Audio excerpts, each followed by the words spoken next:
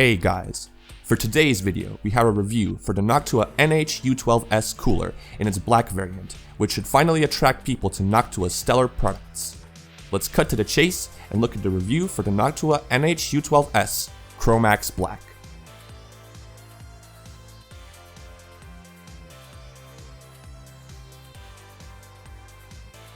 The thing that distinguishes Noctua coolers from the majority of its competitors can be seen at first glance through the packaging, but also its contents. So, at the very start we noticed that they redesigned the color scheme, thus switching from their trademark brown, used with their previous products, into the black packaging of the NH-U12S. The bundle itself is full of goodies, which justifies the $70 price tag to some extent, but we shall delve a little more into that at the end of this review. As part of the bundle, apart from the NH-U12S heatsink, there's the NF-F12 fan in its chromax.black variant. Then, there's the LNA adapter for noise reduction, as well as thermal paste, for which I have to say is one of the best ones currently on the market. In order to mount the cooler successfully, there's an assembly kit which can be used for all the popular platforms, including the new LJ1200 mounting bracket, and in the same wrapping, there are the wires and anti-vibration rubbers if you opt for the push and pull configuration with this cooler.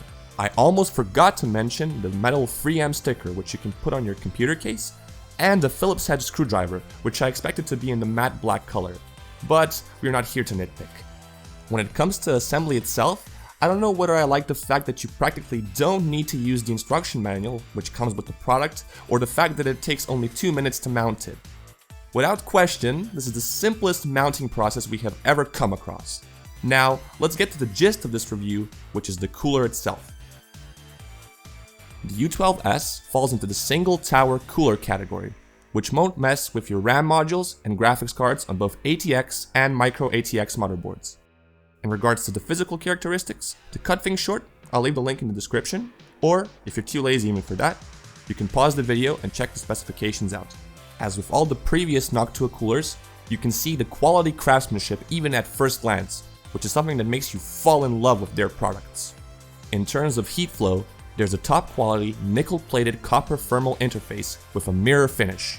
When the thermal interface of a product is of such high quality, know that the product went through top-notch treatment with very few micro cavities, and thus has better heat flow between the internal heatsink and the tower. 5 evenly distributed copper tubes, which are individually soldered along aluminum fins, are responsible for the second part of the process, which, in practice, should improve the heat transfer. When it comes to the tower itself, they paid so much attention to detail, and the quality is first class, and the matte finish is just a cherry on top.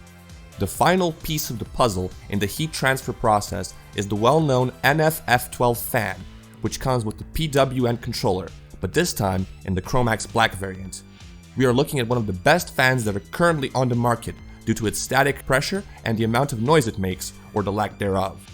The maximum RPM at which we tested the cooler was 1450, which fits the specifications. At maximum RPM, we managed to measure the noise at 38.4 decibels on an open case, and you can hear how quiet it is through your speakers. I could easily leave this cooler at maximum RPM without much hesitation due to the fact that an average graphics card makes more noise. If you're wondering, the cooler becomes completely quiet at around 70% or 1000 RPM. Now, we'll be putting the cooler through a series of benchmarks as well as practical testing through rendering and video games.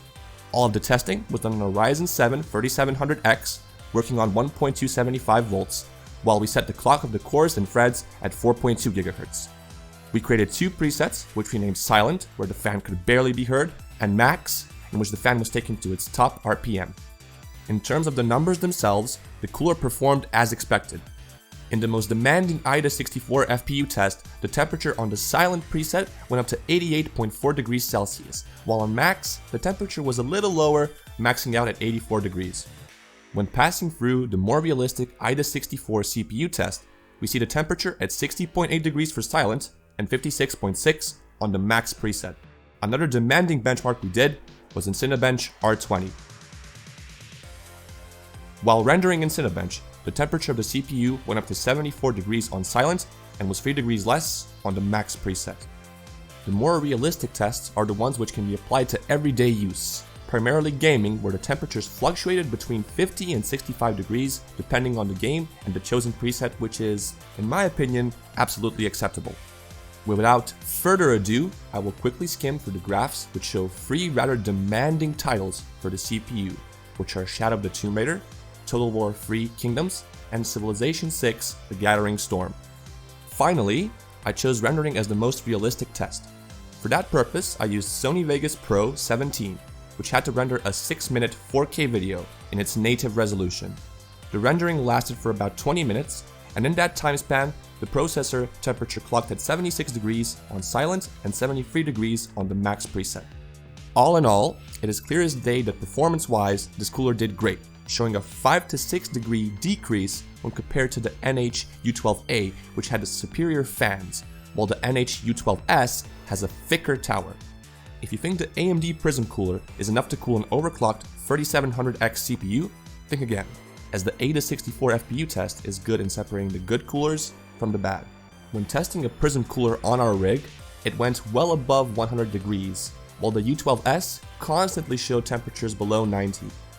Then there's the noise, where the Noctua is triumphant once more, as they are a lot quieter than their competitors.